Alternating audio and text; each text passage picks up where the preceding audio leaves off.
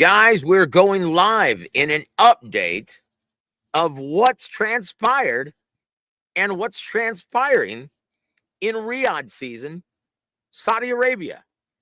All this and more on the latest edition of War Week Boxing Chats.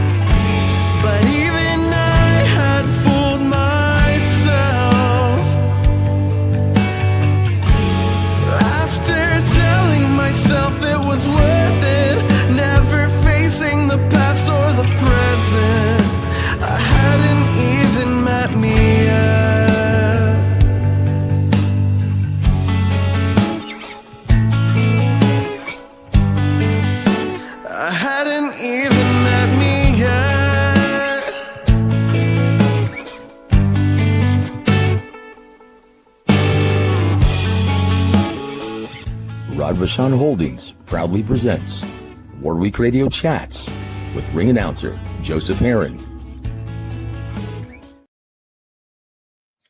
Guys, welcome. And this is going to be a quick one, guys. Maybe 30, maybe 40 minutes, maybe an hour. Who knows? But I tell you what, guys, a lot of interesting things, developments from Riyadh, Saudi Arabia. And I'll tell you what my biggest fear is in just a bit, but I do have to give this disclaimer and send out an apology to Floyd Schofield Jr. No, it wasn't a product, him backing out of there or him getting scratched from this card. Let's just be clear. He didn't back out. That's what I have to apologize for. He didn't back out. I was wrong.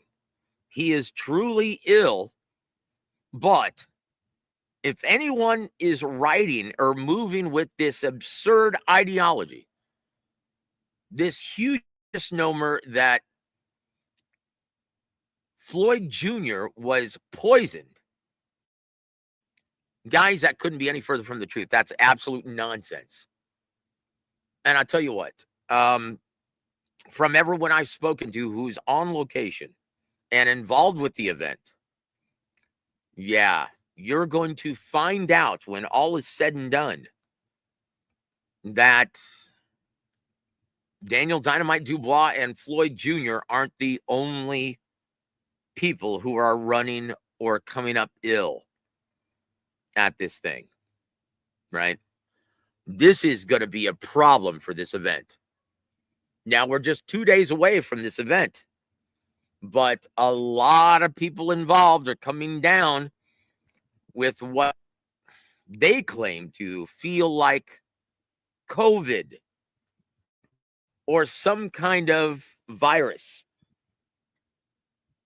And the hospitals there, they're like, well, we don't know what this is.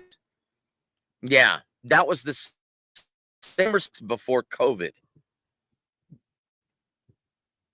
And several people who are still going through the event are coming down with similar symptoms.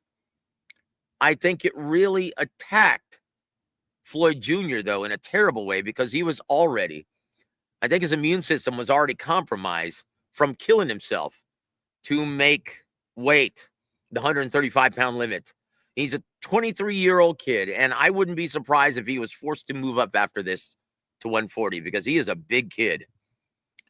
And just walking around, he looks like he's about $165.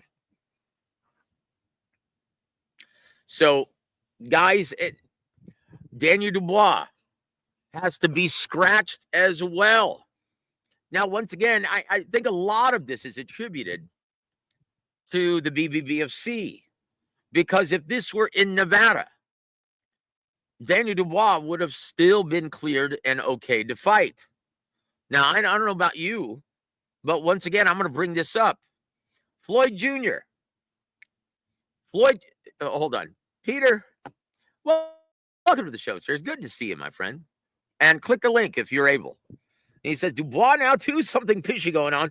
Well, no, it's just everyone is staying at the same hotel. Everyone is in close quarters. And it is cold over there from what I've been told. And yeah, that's what happens. This is flu season. Let's just hope it's just the flu. Right? But there's nothing fishy going on. It's just a virus floating around in the combine. There are no coincidences. Something is going on. Yeah, it's called the flu, brother. Oh, it might be the cold and everyone's catching the flu. That's exactly what I think it is. Let's just pray it's not coronavirus. Good to see you as well, my friend. God bless you, brother. JD Spades, good to see you, brother. Joe, what's up with these Riyadh Wednesday weigh-in check-ins? Yeah, it's the BBBFC, guys. And it's not what took Kid Austin out. From what I was told, from people very close to the event, that BBBFC, they scratched him because they're not like Nevada or Texas, where if you have the flu or if you're sick, they're going to keep you isolated, but they're going to let you go through with the fight because they understand that these opportunities are very few and far in between. And especially with a payday like this, like I said, I'm going to point to this, guys, back over a decade ago when Floyd Mayweather Jr. was scheduled to fight Miguel Cotto. He had the flu really bad.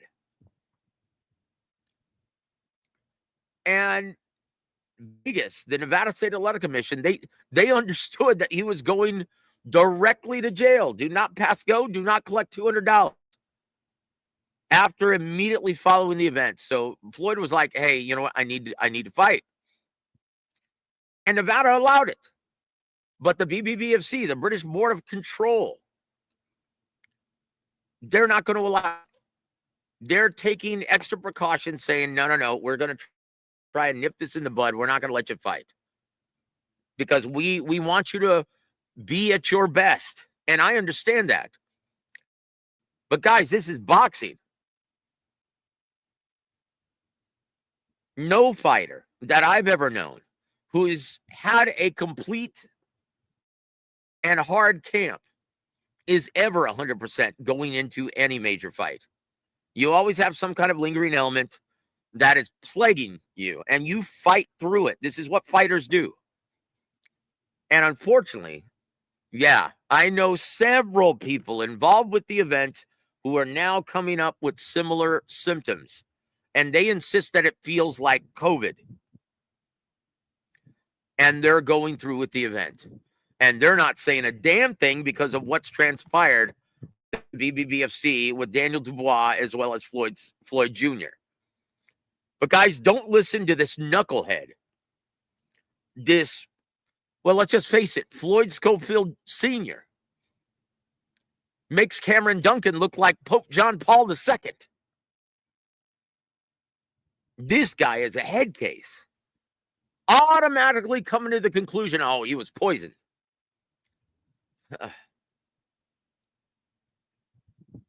Now, honestly, he needs to step down. And, Peter Von Arx has the beat. Boxing, sport entertainment, show must go on. Yes. I believe Schofield's father is the one who cried wolf, giving his son a bad reputation. Yes. Yes. That's it. Don't listen to this guy. Floyd Jr. is a warrior. But he has to replace his father. This is the same guy who's supposedly said, oh, we didn't make the press conference last month because someone broke into our house and stole both of our passports. Really? Remember, guys, this is the same guy who was supposed to fight Ashton Sylvie, and pulled out at the last minute. And obviously Sylvie ended up getting knocked out anyway. But this is the same guy who pulled out of the Sylvie fight. Same guy who wasn't there at the press conference. Even though his manager, Mike Miller, was. because of passport issues, claiming that someone broke in his house and stole his passports, slashed his tires. Yeah, okay. Now he's saying that someone poisoned his son. This guy makes Bill Haney look like Al Heyman.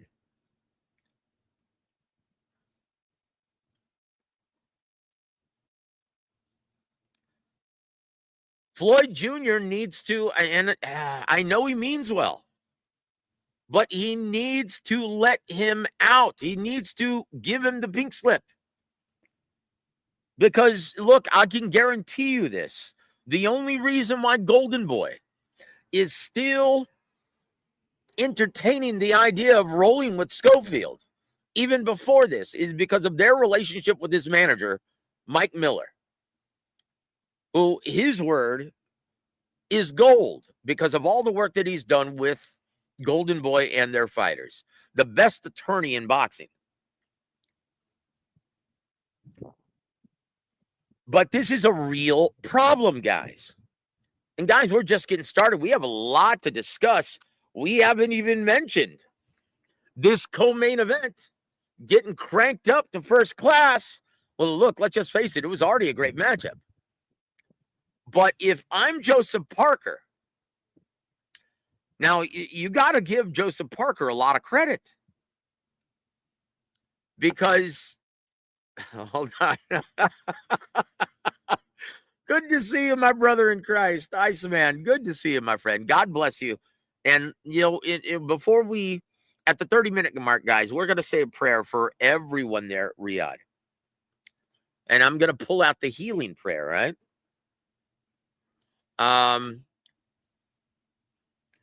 So we are going to pray, give the healing prayer, right, to everybody at the 30-minute mark for everyone there competing at Riyadh.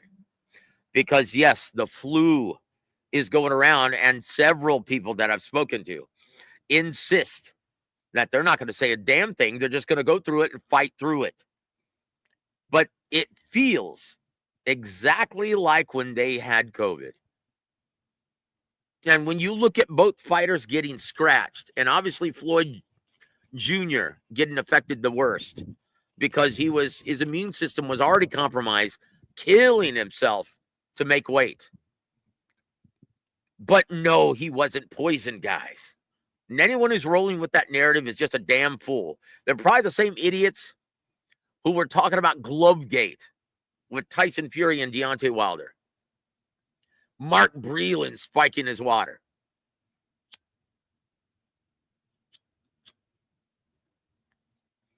And do they think that this is good for the health of the sport, espousing that rubbish? No. It seems like a little light in the loafers. I love it. Want to give a big shout out to my brother Los. Good to see you, my friend. Thank you for hanging with us.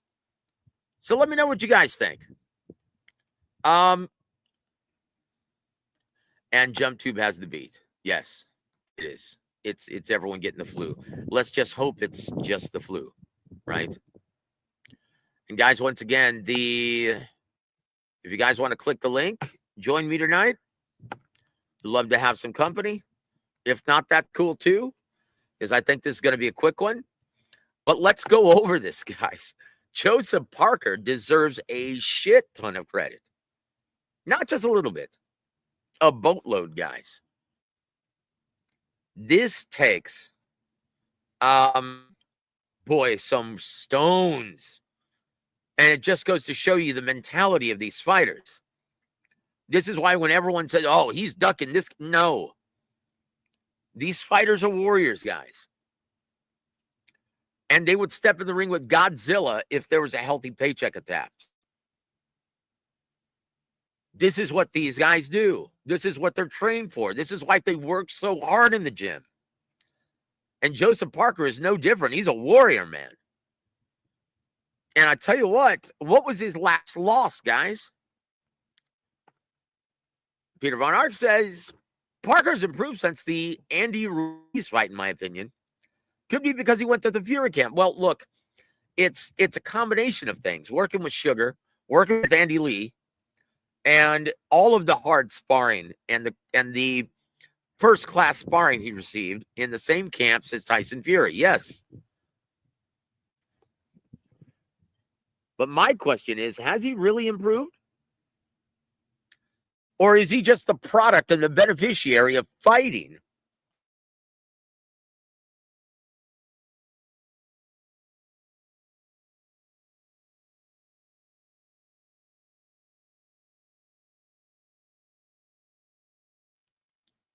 Hold on, guys. It looks like I'm losing you now. Hold on. And guys, at this time, it's my pleasure to introduce to the show my brother Peter. Peter, how art thou, my friend? Pretty good, Joseph. Good to hear you, man. Good to hear you too, and good to have you on the chat, brother, on the panel. I appreciate it, man. And Loss says this. Yeah, you're right. Some of these guys are willing to take a beating. Look, and unfortunately, Peter, in my opinion, Joseph Parker is the same guy. Very athletic. And he's been the beneficiary of fighting, outlasting, getting floored twice, outlasting a 6-round fighter in Zhilei Zhang, winning almost by default. And then, well, basically beating a shot Deontay Wilder. What was his last loss, and what was that style matchup? It was Joe Joyce, wasn't it?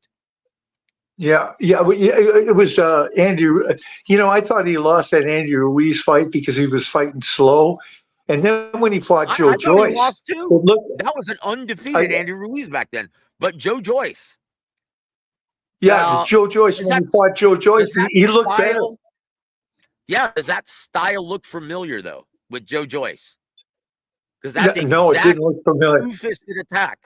That's the exact two-fisted attack he's going to be facing this Saturday. Well, so we're going to see if he's actually gotten better. Is he going to fight Bacoli now? He's fighting. Or is he going to fight the block? Official, guys. Oh, he'll take Bacoli's head off. Bacoli ain't that good. Oh my God. Nah, Bacoli. Okay. Look, brother, I would wager, but I wouldn't want to take your money, brother. And once again, we don't encourage illegal betting here. But I will say this. I will say this. Bacoli, he is going to walk right through Joseph Parker and stop him in the mid to late rounds. I don't think so. Bacoli can't box. He can't box. He's not a good boxer. You've seen it. Don't kid me. You've seen it. He's just not that good. I think he's Parker the African George Foreman. No, this is a guy who doesn't have to load up on anything to whoop your ass. Bacoli, come on, man. Somewhere, big baby Jared Anderson is still trying to find his balls after that fight. Yeah, but hold on. You're not talking about Bacoli, man. You're talking about that.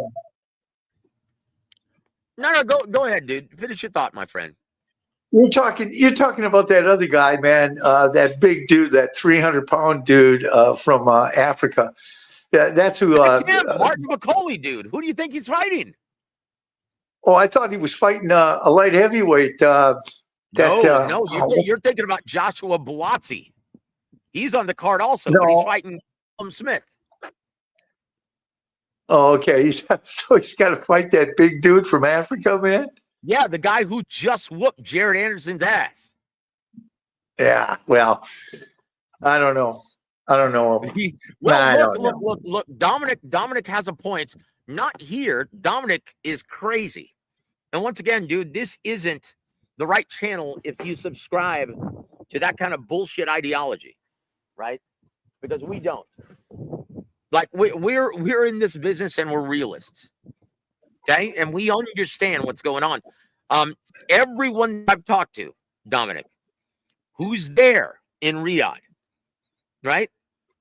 They've, and I'm not going to mention names because I don't want to get them in trouble, but they've all mentioned to me, yeah, I'm feeling symptoms right now too, and I'm not telling anybody because I don't want to get scratched. This is the biggest payday of my career, and I'm just going to fight through it because, hey, I fought through worse.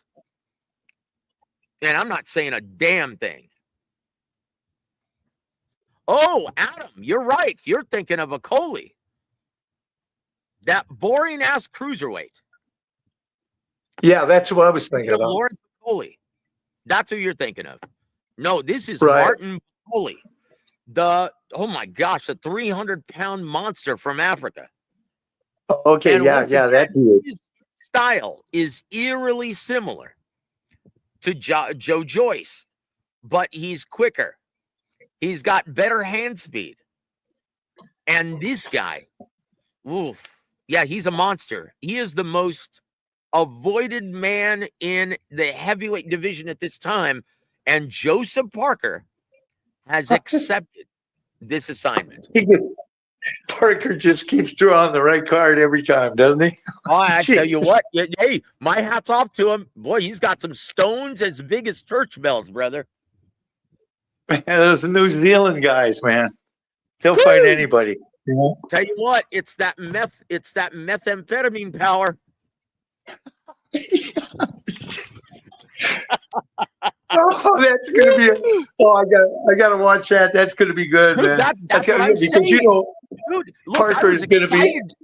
Yeah, I was excited to see the Daniel Dubois matchup, but this just got cranked up to first class. Yeah. Parker's gonna be on his toes for this one. You'll watch him. He'll be dancing. Woo! And I tell you what, this is only, from what I'm being told, an 18-foot ring. Oh, really? Yeah. 18 by 18, guys. And so where's Joseph Parker going to go when he can't hurt this guy? And he starts to run out of gas in the mid to late round. He's going to be Walton. I don't know, man. Well, Parker's looking pretty good. Parker's looking pretty good, and he can hit if he can, I don't know, man. Oh, he's got some. He's with that 10-gallon chrome dome of Martin Bacoli. I don't know if he can crack that rock, brother. He would be the first. But once again, we'll see, guys. We'll see. Because keep in mind, Martin Bacoli was training to fight Efe Ajagba. He's not in proper shape. We'll see if he's another 6-round fighter like Zhilei Zhang. Will Parker dodge the bullet and get a fat, out-of-shape version of Martin Bacoli because he hasn't gone through a proper camp? That's a good point. Maybe this is why he's accepting this assignment right now. He was training for Ajagba, huh? Hold on. Dominic, just stop, dude. Just stop. You have no idea what you're talking about, and neither does Floyd Sr. He's got COVID. His immune system was already compromised because he killed himself to make weight. And I know this to be true. Daniel Dubois came down with COVID as well. There are several people that I've talked to that are part of this event who have suffered the same symptoms, but they're not saying a damn thing because they want to get paid. So shut them out. Stop he's it. Probably got the flu. He probably got the flu, man. It's probably coming out of both ends. That'll weaken you. Yeah, it's from what I've been told, it's bad. And don't be shocked when you hear at the final press conference or the post-fight presser that people's using that excuse when they get their asses whooped or if they look bad in the ring. Yeah, I've been sick all week. I just don't want to say anything. They're young guys too, man. I got to tell you, being an old guy like I am, you don't get. I haven't had that kind of a flu since I was 30 years old, where you were just like so weak and it was coming out of both ends and you just couldn't hardly. You were dehydrated all the time. I haven't been that sick in a long time. But I'll say this, Peter, and I think Dominic here speaks for everyone. Geez, Peter, thanks for that mental picture, brother. Hey, you remember when you were a young guy, man? You got the flu, dude. when you're a young guy, you get the flu way worse than when you're not. I haven't been sick in probably 20 years, but I remember being sick like that from the flu. And Well, I'll look, tell you dude, what. if I'd lived like Obi-Wan Kenobi like you, I wouldn't get sick either. I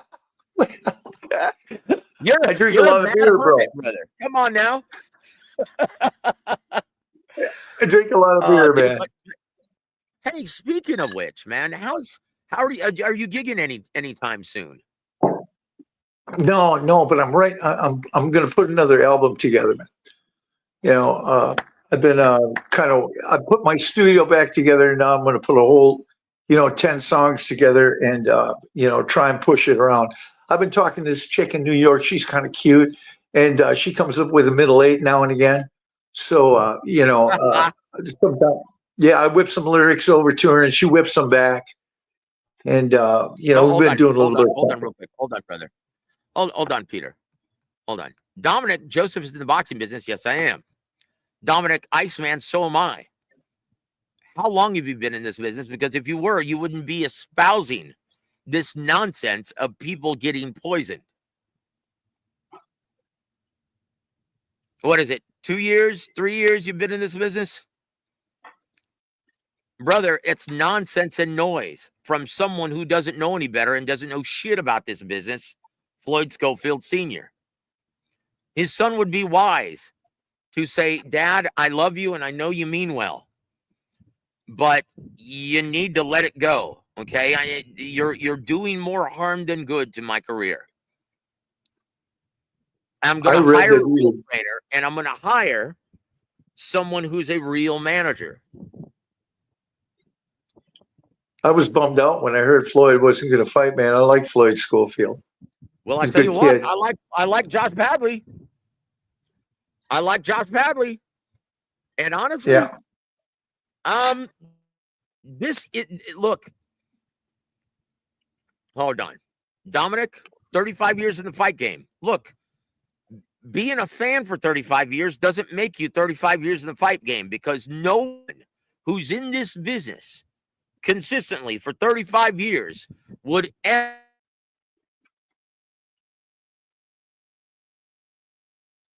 Hey, good to see you, Dominic. I see you, Dominic. Thanks for the middle picture. Sorry, bro. That is the biggest load of horseshit. Dude, quit embarrassing yourself. That's nonsense, dude. I know you're okay. Are you from San Antonio? Because you talked about Team Morones boxing. Okay, if you're from San Antonio, and you probably know the Schofields because they're from San Antonio as well. Hold on. Yeah, I like Floyd, man. I like Floyd Schofield. In fact, here, I'm going to do this. Don't be shy, Dominic. Click the link, brother. Don't just sing it. Bring it. Come on now. Click the link. Peter, as you were, my apologies, sir. Oh, it's okay, man. I was just sitting here listening, but yeah, I like Floyd Schofield Jr., man. I think he's going to be really good. He's really fast, and he's tough. And I would have really enjoyed that. I think he would have went right after Shakur, man. But he would have made it an interesting fight. And I look, but Shakur, guys, is at a different level. And although I really like Padley, and he's coming off of a huge upset over Chamberlain, this is about levels, guys, this game. And Shakur is just light years ahead of these kids. And Padley's a tough guy. He fights in a very problematic way, moving in and out of range. His footwork is the foundation of his defense. But everything's from mid to long range. And with a guy who's blessed with the kind of reflexes and skill, Shakur has that innate sense of radar, el radar, like Wilfredo Benitez. You remember him, Peter? Yeah. Is Shakur still? He's got those same athletic gifts. Is Shakur still working with Womack? So if you try to attack Shakur, Peter, from mid to long range, he's going to pick that off and see it coming all day long. The only chance you have of beating Shakur Stevenson is if you're an aggressive-minded fighter and are able to cut off that reaction time and force Shakur to fight in the pocket. That's the only chance you have of winning, and that's not Padley. I love Josh Padley. He's a tough kid, good fighter, undefeated, worthy of this assignment. But Shakur is going to take his ass to school. Now, what I don't like is Martin Bakole for Joseph Parker. And once again, maybe he knows something I don't, and this is why Andy Lee approved of this assignment. Because he is cutting his camp short. And I'll bet you they know, yeah, he looks like a rotund whale. Rotund oblivious. Because he hasn't had a full camp. Rotund oblivious. There it is. There it is. Yeah, he's a big old bubba. But you know, he's got a big old head on him too. I think Parker's been moving pretty fast lately. The last time I saw him, he's been moving around the ring. You know? Yeah, I tell you what, it's still going to be a great day of boxing. An excellent day of boxing. And say day. Hold on. Alberto, I've worked with the likes of Butch Lewis and Cedric Kushner, to name a few. Well, then you should know better. You should know better. Rest in peace, the great Cedric Kushner. He got his start. Now, people don't know this about Cedric Kushner. He was a music guy. He came like Al Heyman and Shelley Finkel. He came from the music business. In fact, he was the one who found and put together the Monkees. So if you've been in this business that long, why are you espousing this nonsense, Dominic? Or are you jaded like Teddy Atlas? Oh, it's corruption. Do we need a centralized agency? Dude, are you a jaded guy like that? Because if you truly have been around to be able to... Wait, who's this? Who's this? Show your face, brother. I have someone in the queue here. Who is this? I'm going to take a chance here. Hold on. How are you, my friend? Introduce yourself to our audience. My name's Lance. Just a little old me. Is it Lance? Yes, sir. Hey, Lance Meyer from St. Paul, Minnesota. Good to see you, my friend. Hey, Peter. How's it going? Pretty good, man. Are you excited about this Saturday's event? Yes, sir. Absolutely. Well, I tell you what, which fight are you looking forward to the most? Oh, man, if I had to pick one,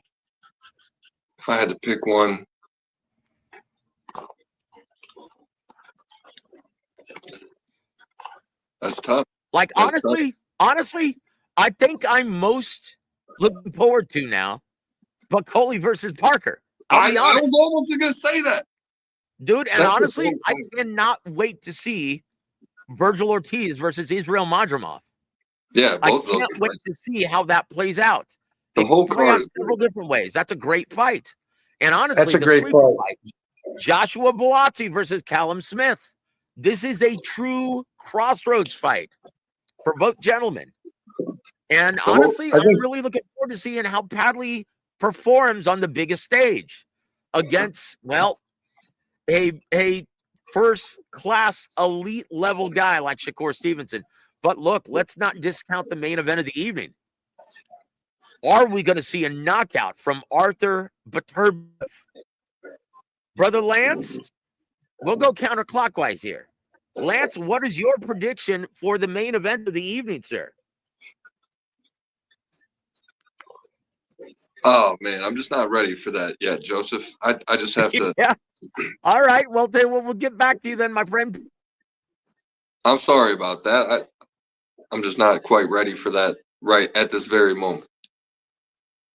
Hey, I'm looking for Buatsi to go down. I think Callum Smith's going to beat him. Callum Smith's going to beat him. Go down? Do you think Shiraz could put him down? Or look. Honestly, that's going to be proved to be the biggest mismatch of the evening. But once again, that's why they fight the fights. You never know. This truly is, on this level, the theater of the unexpected. Do you think you're going to put him down or put him to sleep? Which one? I mean, with that. Hamza Shiraz, he is going to whoop his ass from mid to long range and in the pocket. Once again, the remarkable thing about Hamza Shiraz, in this matchup, he is the better inside fighter. He's got skills from every range. He's tall, rangy, heavy-handed, and he can fight from every range. He's not your typical European fighter. He can actually fight on the inside, and he showed that against Emma Williams. This is going to be a very long, horrific evening for Carlos Adames. Guys, he is a champ, and he is undefeated, and he does have a victory, a dubious one, though, a victory against Sergey Derevyanchenko. I tell you what, Joseph, I don't mean to cut you off. We got 36 hours. I'm not giving any type of predictions or anything like that until the time comes. But I'll tell you one thing, though. I appreciate you having me up here on the panel. I appreciate being up here rocking with my man Peter Von Arx, also a Minnesota native, right, Peter? Yeah, it's 14 degrees, bro. Hey, that's the type of shit I'm talking about. You guys take it easy. I appreciate you having me. You guys have a good evening. God bless you, Lance, and thank you for being here, my brother. I'll tell you what, easy Lance on the Meyer, clutch, what a guy. Yeah, I think I tell you what, I'll tell you what, Peter. It's 14 degrees. It's 21 over here in San Antonio. Yeah, well, it's cold down there. 21 degrees down there is cold, bro. I lived in Texas for a long time. Yeah, it gets really cold. This is unusual. Yeah, you guys are freezing. Yeah, and it's a wet cold. Unlike you guys, we don't know how to handle the cold. It's a wet cold, man. It's a different cold than it is up here. It was like it got up to 21 today, and it was pretty nice. But now it's like slowly sinking down. It'll probably get below zero tonight, but it's a dry, real dry cold. You know, it's not like that wet cold that sinks into your bones like down in Texas. I lived there. I lived in Abilene. I seen snowstorms. I'm telling you, it gets really cold there. And then the wind never quits. So, it's nuts. No, it's like, that's the problem I'm having, brother. It's us Beaners. We don't know how to handle the cold weather. So when it is cold like this, it's hard to thermal underwear, bro. Thermal underwear. Get you some. Get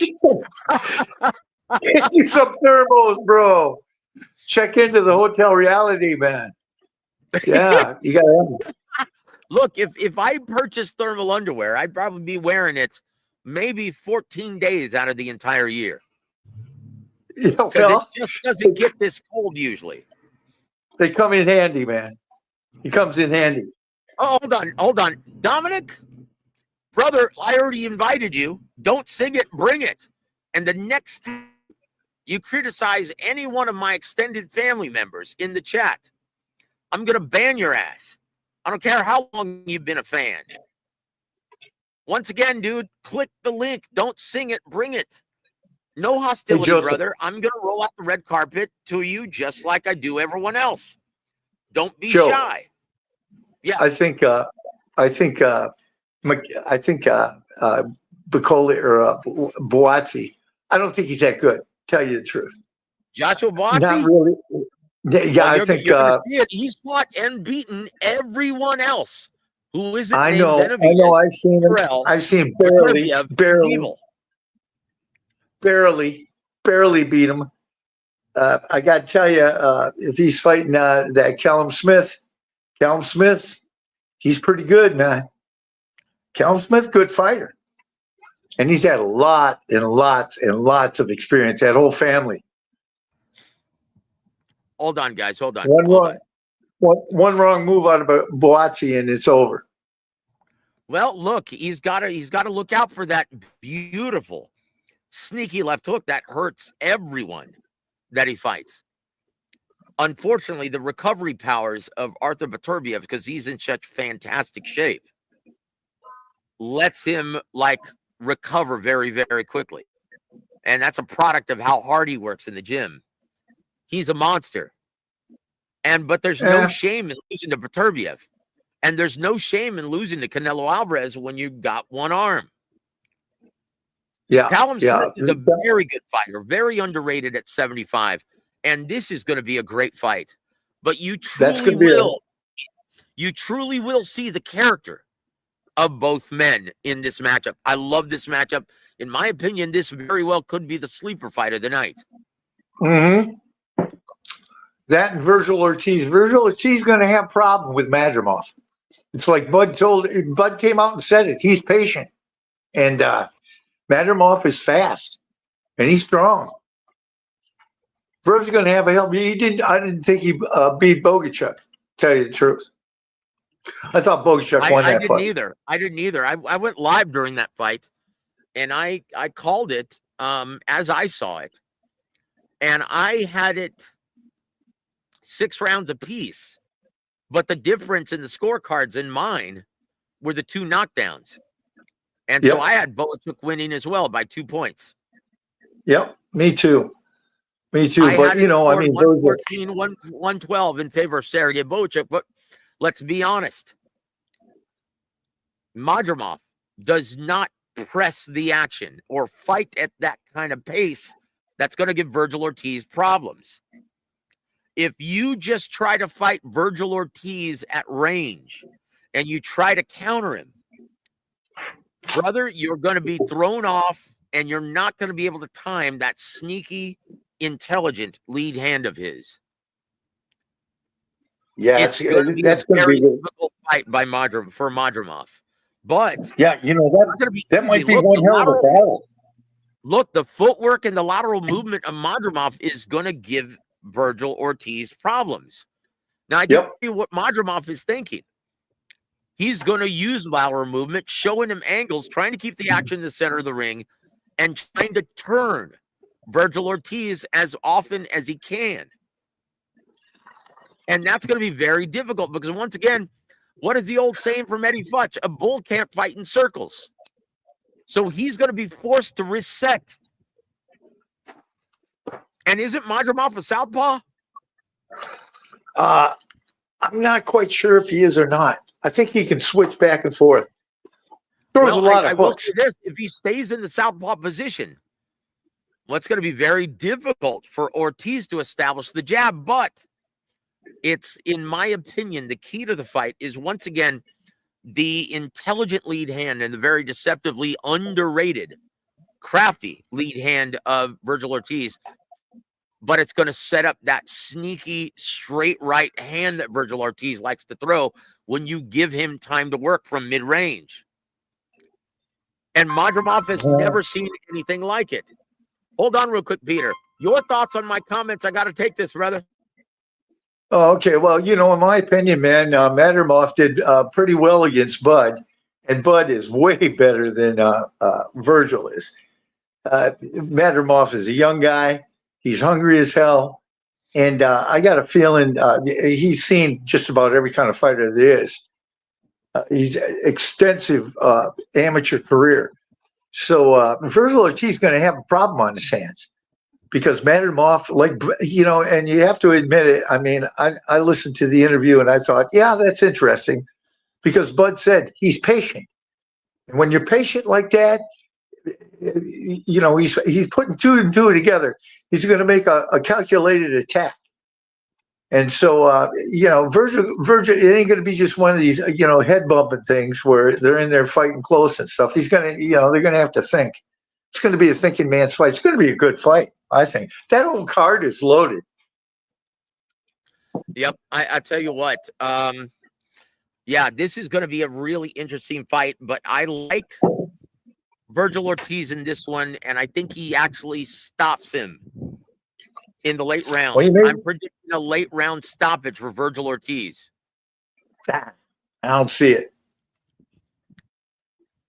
I don't know. The thing about Virgil Ortiz is Problem, I like Virgil Ortiz a lot, and I watched him, man. I've watched him for a long time. I always liked the kid, man. He plays guitar, but the fact of the matter is he had illness, man. Once again, illness. Just like in music, is all about levels in boxing. And look, I like Virgil. He's a good garage guitar player, but he is not the maestro you are, Peter.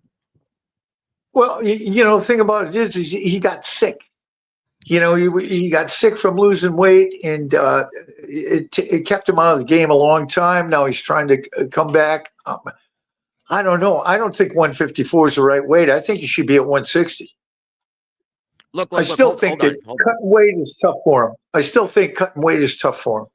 Well, look, he is looking really good from everyone who I've talked to. He's looking really good at Riyadh right now. Hold on, Dominic. Brother, you talk a lot of smack for someone who has stage fright. I've dropped the link. Why don't you quit being a panocha and click the link, homie? Yeah, I said it. Oh, Dominic, he's on you tonight, isn't he? Hey, brother, you mess with the bull, you get the horns. But hey, look.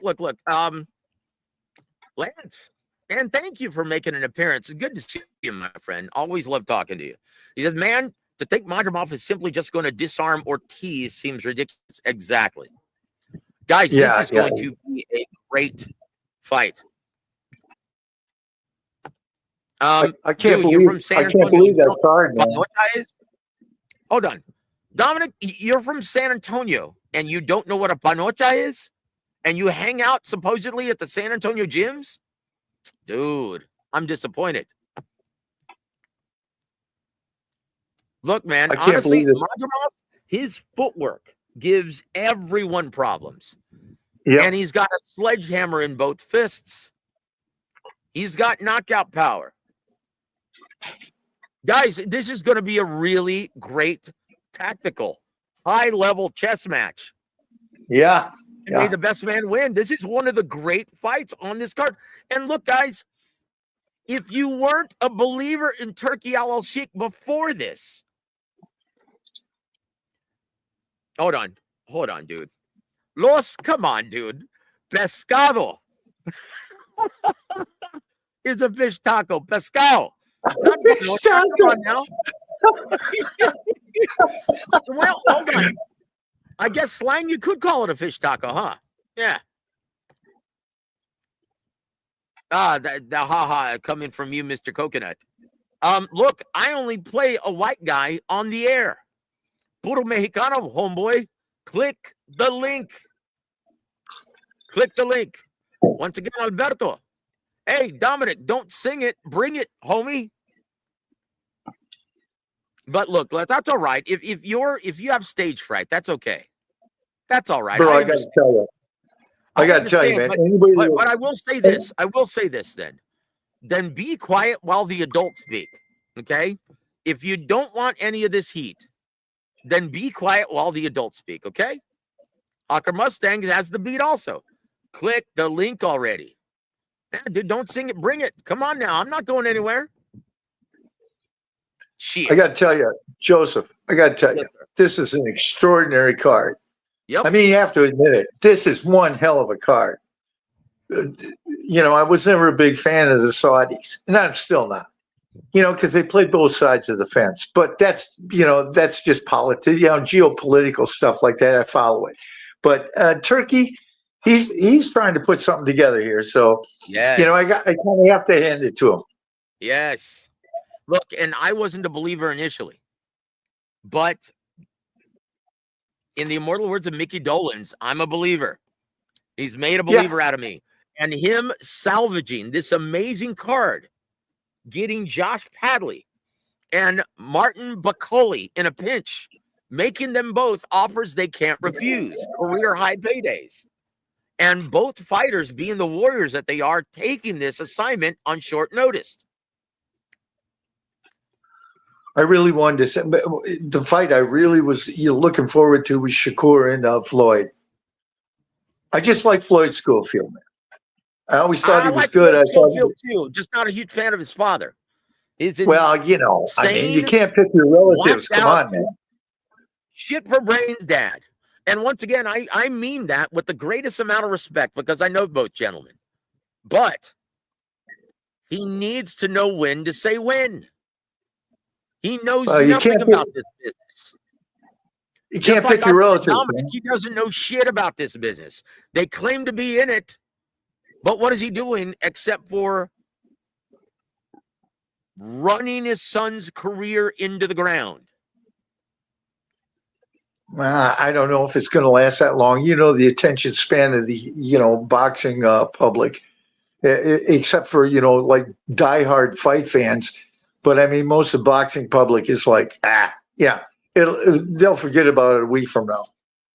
I read it. I saw it. He's rubbing cream into him. I just started laughing. I thought, and this is, I'm going to give you the skinny on the massage therapist, right? Yeah. That was provided. Now, once again, it's not Shakur's massage therapist. This is provided by Riyadh season. It's the same massage therapist. Yes. And I know this for a fact. Because like I stated, unlike Dominic, I'm actually in this business and know people that are part of the event. Oh, okay. And so they insist to me that this is a massage therapist provided by Riyadh season available to all the fighters. Right. So all this crap talking about Shakur, oh, he paid. No, it's nonsense from a whack job who doesn't know shit from Shinola. Anybody with the now think about this. Anybody with the IQ of a nose hair. Listen, Peter. Hold on, Peter. Listen to this point. Now, if you know these fighters and you've spent a considerable amount of time with any of these guys, they truly believe they're the biggest swinging dicks every time they step foot in the ring. And they believe they could beat anyone on any given day, or else they wouldn't be in the ring. Well, that's because of game. So if you ask one of these fighters, hey, do you think you need to cheat to beat anybody? They'll say, kiss my ass. I'm going to whoop your ass as soon as I beat my opponent's ass for saying that. Man, I don't need to cheat to win. I could beat this dude any day of the week. Well, yeah, that's because they're game. All those world-class fighters are game as hell. Even when they lose, they think they won. I mean, come on. But that cream thing, I was reading that and I just started laughing. I thought, oh, yeah, right. Okay. Came there with it. Listen to this. Yeah, it's correct. Same massage therapist for all the fighters. My sources tell me she gives great happy endings. That's from the same source that's telling you that Schofield was poisoned. Because think about where this is. This isn't Indonesia. This isn't Chinatown in San Francisco. Brother, this is the Middle East. This is Saudi Arabia. Do you realize what the penalty would be of that? Mm-hmm. Guys, look, don't listen to this knucklehead. He's an idiot. And I say that in the politest way I possibly can, Dominic.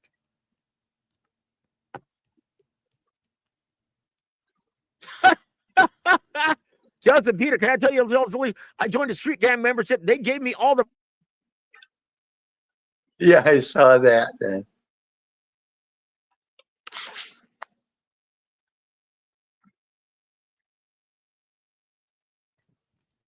You cut out, Joe. Sorry about that, guys. Yeah, I'm sorry about that, guys. Quit kissing your girlfriend. Seems nuts. You're sitting here talking,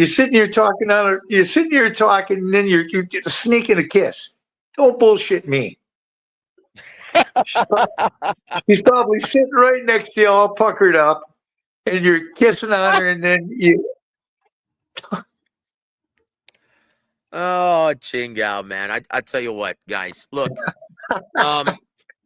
I going back to boxing, guys. Yeah, guys. Anyone who believes that there's any funny business going on hasn't been in this business long enough. This is total when I read it, Joseph, I just thought it was hype. I thought it was BS because come on, man, rubbing cream in this. Yeah. Well, any reasonable person knows that. Yeah. Nonsense, guys. Nonsense. M. Kramer, welcome to the show, sir. Was Schofield sick or was it all fraud? No, he is sick. And apparently, from what I've been told, it compounded with him. His immune system was already compromised because he was killing himself to make the 35 limit. So he got really ill with COVID or the flu. Either one is not good.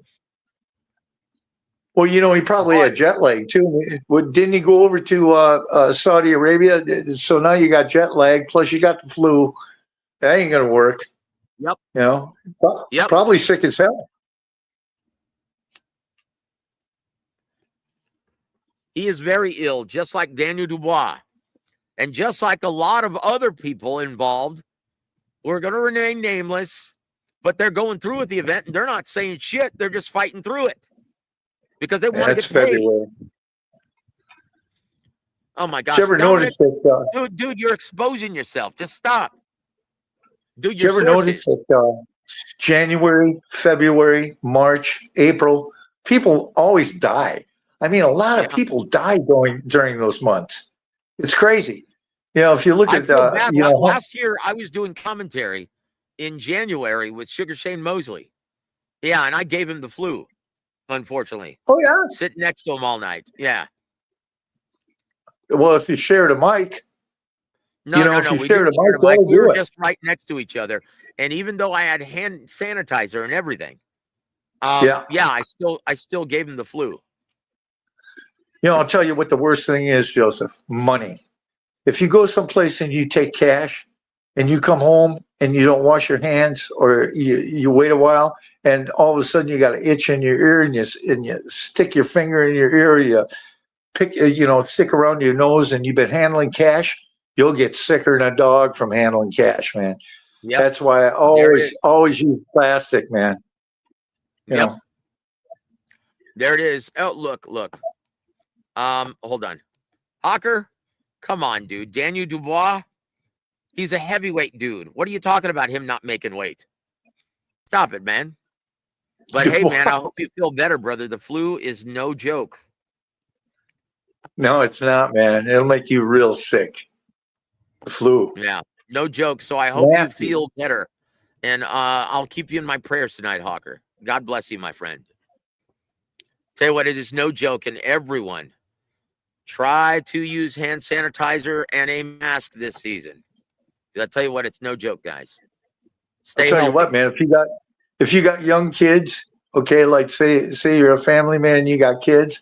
Those kids go to school, they'll come back and give you the flu, and their little immune systems are stronger than yours, and you will get one hell. Guys, this is what I heard. Yeah, I'm afraid it's the bird flu. Alberto has the beat. I'm afraid that everyone is going to be infected with the bird flu at Riyadh season this year. Oh, jeez. Do they even have birds in Saudi Arabia? I don't know, but they've got the flu. They are all coming down with it, guys. Well, that's good, Hawker. I'm glad you're here with us, my friend. Bummer, man. Bummer. Hell of a I'm glad you're out of hot water, my brother, because flu is nothing to joke about. That is a serious ailment. Got a hell of a card. They're all getting the flu. Jesus. It's too bad. Especially when you're our age, Peter. Chingao. Oh, we aren't going to get it. We won't get flu. All younger guys, if you're around 25, 30, you're going to get the flu. You're going to get it bad. I had it and gave it to Sugar Shane last year. Jeez. Yeah, but you didn't have it that bad. How bad did you have it? Oh, how bad did you have it? It was bad. It was bad. In fact, I like these guys at Riyadh. I almost didn't go to the weigh-in and do commentary. I was that sick. Oh, wow. It was miserable. Yeah, it was miserable. But I didn't want to put the promoter I was working with in a pinch like that. And so I fought through it and I just survived. So I went through it, but I made everyone sick. Oh, that's good. Yeah. But yeah, I'm afraid, guys, that everyone is going to be complaining about fighting through illness in this event. But I'll tell you what, guys, that truly is the theater of the unexpected. Once again, the problem with boxing, unlike the other sports leagues, if you don't make it to the bell, you don't get paid. Yep. Damn. Alberto, I swore to secrecy. But with my answer, I'm sure you can actually make that assessment, my friend. So please don't ask me again. Yeah. Put it this way, just keep Double T in your prayers, brother. Because just like these fighters, Double T, a former wrestler, hey, that's your boy Rick Morones' fault. He's the one who said he couldn't get anyone at the last minute. So he begged me to come and work his event. So blame your boy Rick Morones. He still owes me money from that event. That's the last one I ever did for him.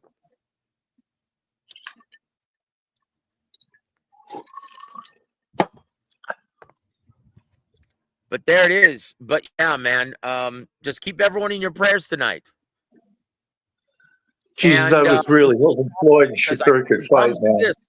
You're going to see a lot of fighters. No, I don't know this guy. He claims that he knows me, but I don't know him.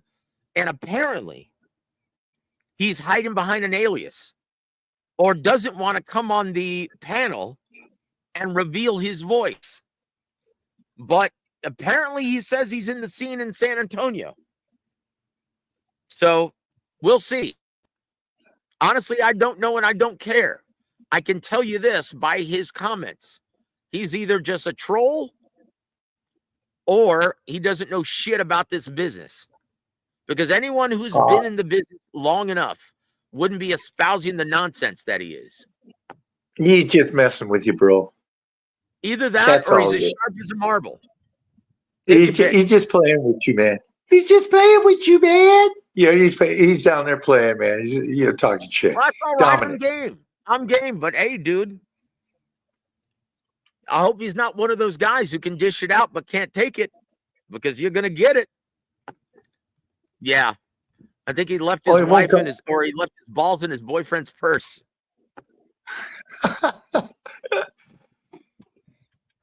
He probably voted for Kamala Harris. Oh God. Yeah. Hey brother, I bet you can't wait till June to go march in the Pride Parade. Go do that in Austin, though, man. We don't like that shit in San Antonio. Yeah, Austin's getting weird, isn't it? Jeez. It's been weird. Unfortunately, it's getting more populated with weird people. And I tell you what, also, if you didn't know, it's like Austin is like little San Francisco plopped in Austin. And it's growing exponentially. It's terrible. The homeless problem is miserable in Austin, and my heart bleeds for all of these people whenever I go visit or have to. I went down to Tulsa with a friend of mine from up here, and we went to Yellow Dog Studios, Dave Percival, and we did some recording in there. It was a couple of blocks away from Kane's Ballroom. Anyway, Dave ended up moving to Austin, and I really liked the studio down in Tulsa. But for some reason, he moved to Austin. I guess he had some, more artists that were coming. Music capital of Texas, other than Denton. Yeah, Denton. I like Denton. Denton was rocking, man. Great. Denton, they produce so many great musicians. Austin, though, per capita, they have more musicians per capita than any other city in America. And that's the reality. Yeah, I've been talking to some guitar pickers out in Nashville, man. They can't even make a living. They can't even buy a house playing for an artist. I mean, because artists don't last long now. The last guy that I knew that was making money with an artist was Brad Conyers. He was drumming for us up here in La Crosse. And he was Glenn Campbell's guitar tech for 19 years, bro. Wow. 19 years. He's got to be knowledgeable and he's got to be good if he's a guitar tech for Glenn. He didn't play, he played a little guitar, but not much. He went out and handed him his guitar when he played William Tell Overture, and he tuned his guitars for him. And he brought a couple over to my house, a Stratocaster and a couple of Ovations. But the thing about it was Glenn started going down. But just think, Joseph, of the star power. 19 years touring, Glenn Campbell, man. Can you believe that? I mean, nobody tours that long now. That's an amazing gig. I tell you what, I have to step away for a second, Peter. Keep talking about Glenn Campbell. Or look. Do you play any Glenn Campbell? Because I know that's not your style. But I do play when I play gigs with my son. We actually perform Lineman, Wichita Lineman. Right. Great song. Great song. I have to step away. Tell us about who your biggest influences are in guitar, and we'll get back to boxing when I get back. Oh, well, my biggest influences on guitar are just about everybody. I mean, Jim, I like everybody. There isn't one guitar player I don't like to listen to. I like to listen to everybody. And I steal licks. So, if I hear somebody's doing a good lick, I rip it off, because I can. But, as far as Glenn Campbell goes, man, when you think about it, and the star power that guy had, that's like, he's right up there. I mean, bigger than Neil Diamond. I mean, those guys are still touring. Neil Diamond, I think, is still touring. He's not dead yet, but Glenn was a powerhouse, man. And Brad told me one time, he said, well, we were over in London one time and I took his guitar out for him to play William Tell Overture. And he looked at me and he goes, what's that for? And Brad goes, well, you got to play William Tell Overture. And he goes, oh, yeah. Okay. He started getting Alzheimer's at the end. And then, Brad said, his guitar playing kind of leaned back because, Glenn was a monster on the guitar. He was a virtuoso, brother. But his guitar, he said, Brad told me, he says, guitar player started to suffer a little. He said, but his voice, he still sang his ass off. Yeah. Because Glenn had that high tenor range, man. Yeah, Glenn was one of those musicians that really makes you sick.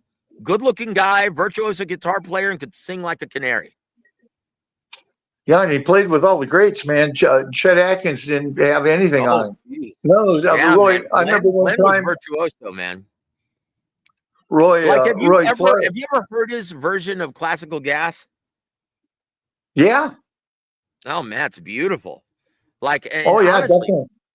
Dude, honestly though, can you think of a better country song than Wichita Lineman? Well, Wichita Lineman, I liked it, but I like Rhinestone Cowboy too. I'm a Rhinestone Cowboy. Dude, that's amazing. Hold on, guys. Dude, then leave. Then leave, Dominic. Because we actually talk look, we're gonna get back to boxing. Just for that, look at this, and look what he says. Lance is asking me. You say this, but I'll bet you wish that you did. Lance, I still root for the Vikings. Okay. All right. I grew up in Minnesota, man. I was born in La Crosse, and I probably lived a block from the hospital I was born in, but I grew up in Minnesota, man. So I deer hunt in Minnesota. All my relatives live in Minnesota. So yeah, I'm actually from Minnesota, man. I feel like I'm from Minnesota. I just moved across the river. It's only 2 miles away. Well, I'm on the Mississippi, bro. Wait a minute. Alberto, you've never heard my Selena story? That's shocking. That's shocking.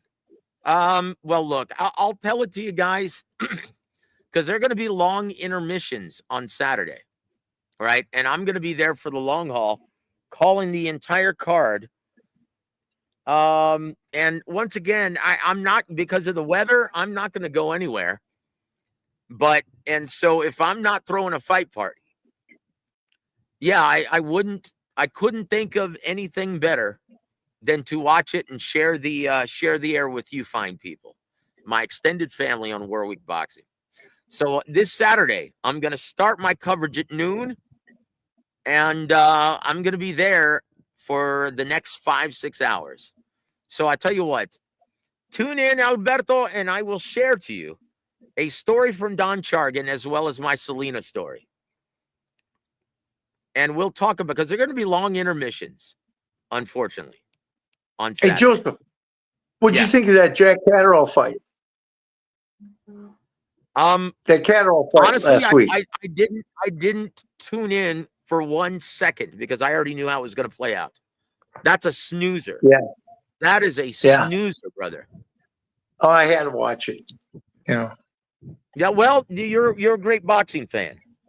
But I already knew. And once again, it's a terrible style matchup. I'll tell you what, though.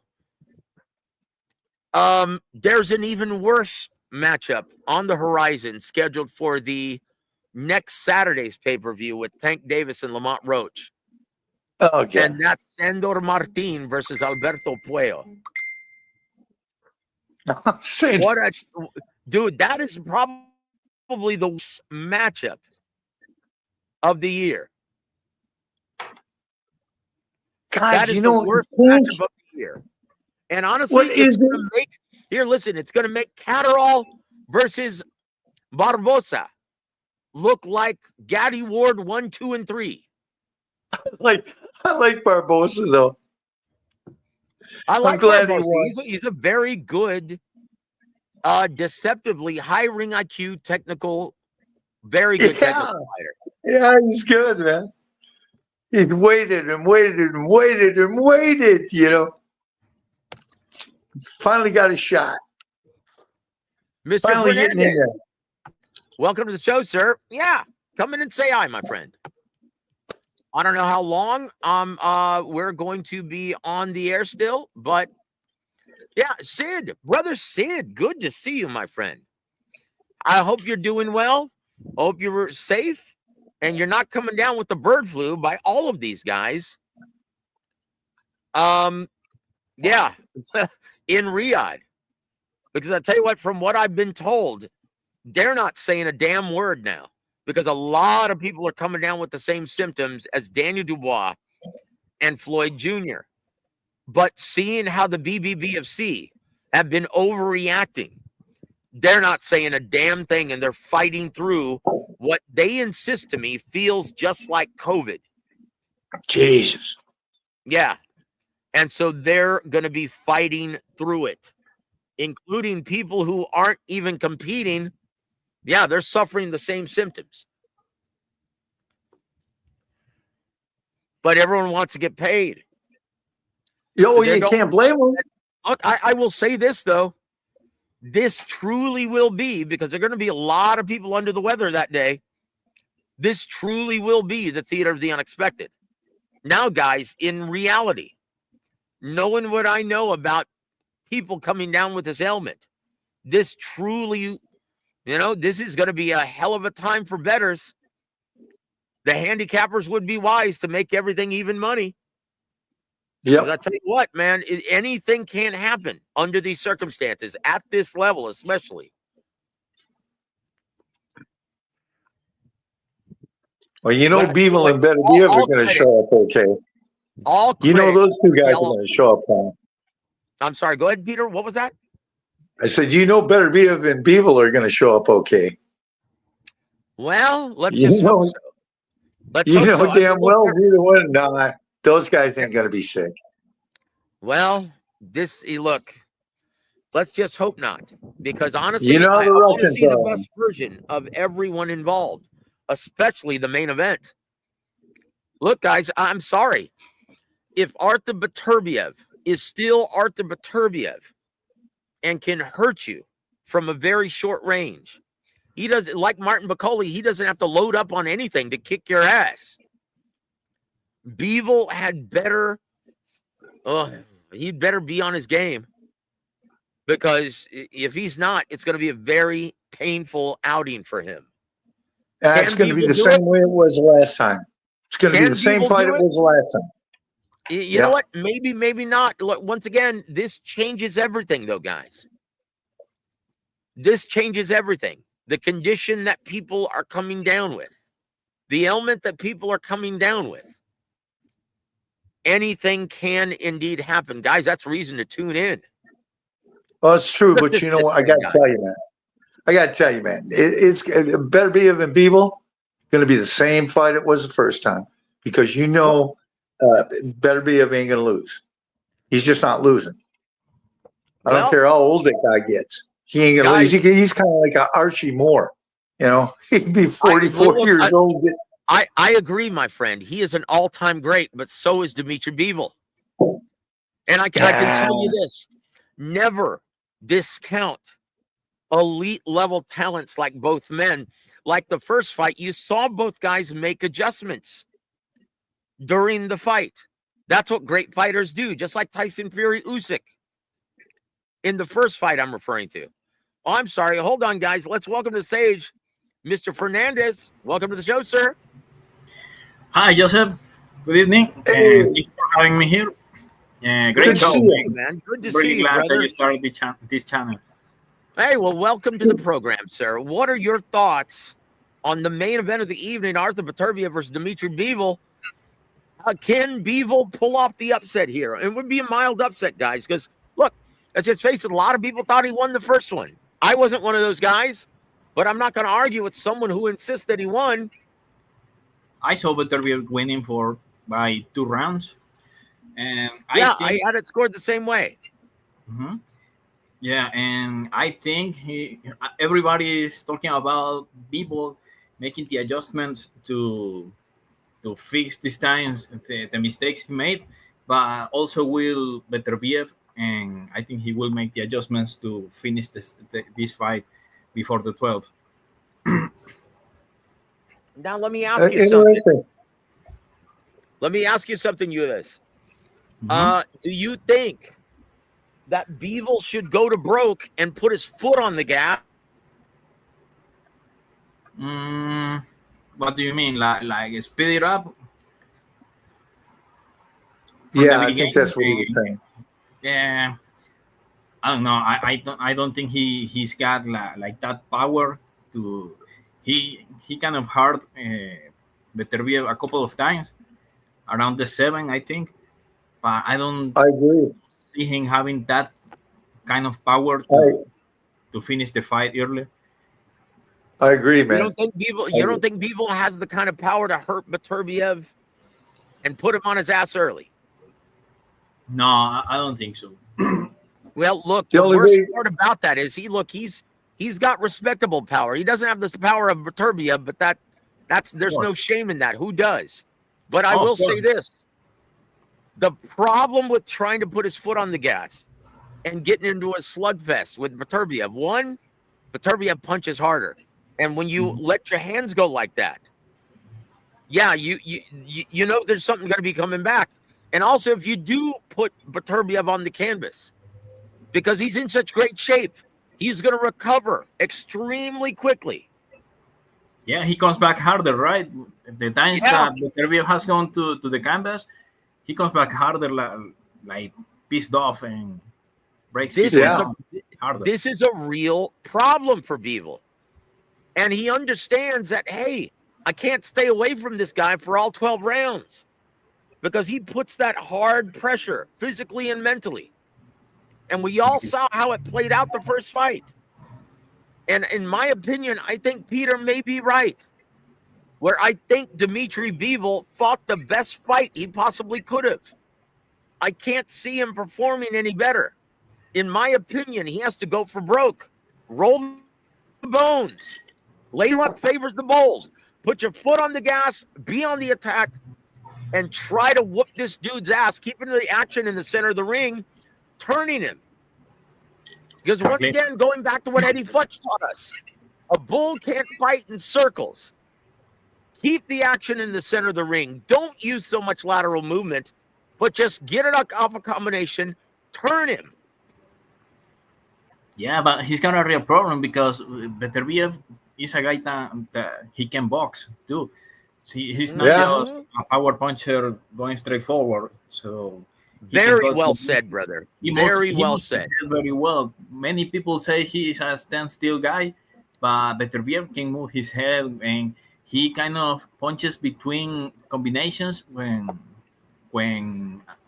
Bivol is throwing punches too. So he's very good at setting the other opponent up.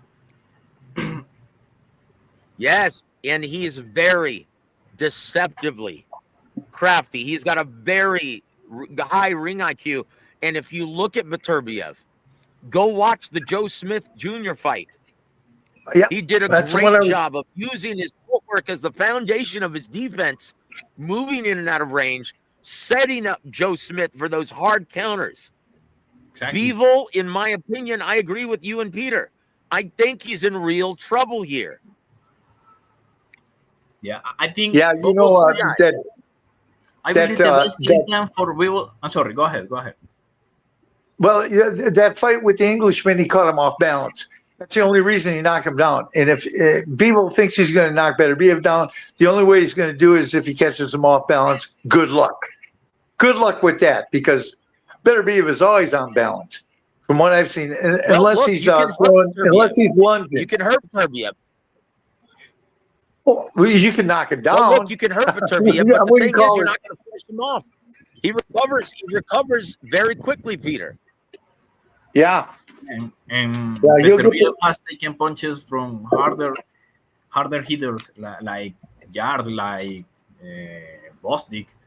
I know it was a long time ago, but he has took punches before.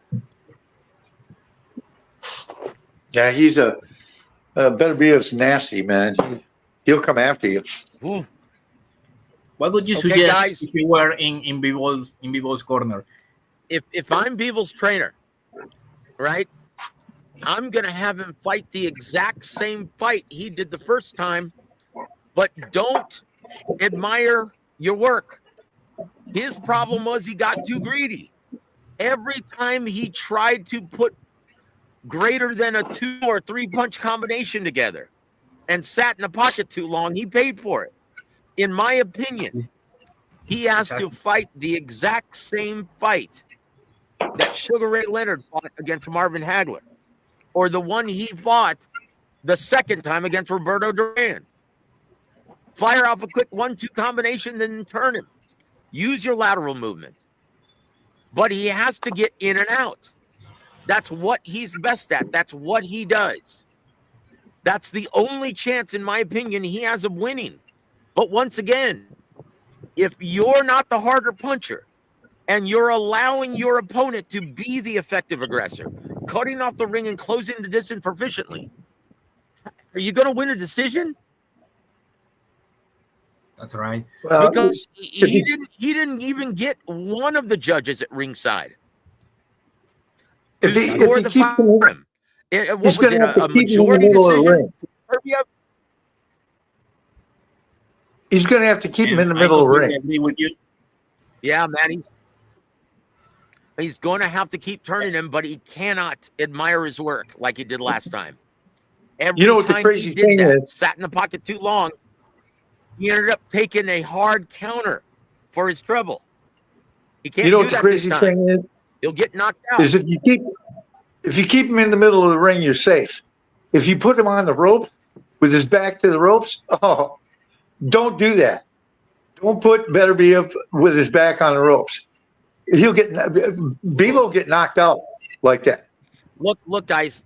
Look, Bivol is a much harder puncher than you guys are giving him credit. He can hurt W.A.W, but if he hurts him, he's got to really lay into him and go for broke. He's got to stay on top of him, because if W.A.W, like Sean Porter, like Marvin Hagler, like all the greats, in great shape. These guys are machines. They work their asses off in the gym for this reason. It makes them recover quickly when they do get hurt. That's the problem. Yeah. That's the problem I see here for Bivol. You ever notice Beterbiev on the ropes? You ever notice him?